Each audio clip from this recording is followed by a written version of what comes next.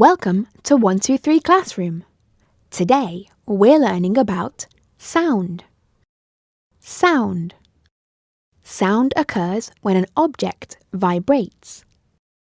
Sound waves can travel through solids, liquids and gases.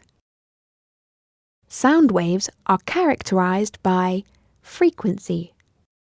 Frequency, the wavelength, period and speed of a sound wave. Amplitude.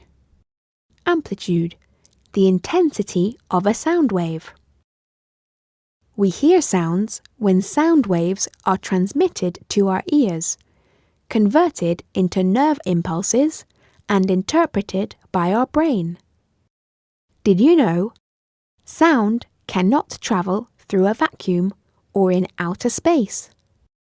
The speed of sound is about 1,130 feet per second, 344 meters per second. The loudness of an object is measured in decibels, dB. Join me again soon for more lessons from 123 Classroom.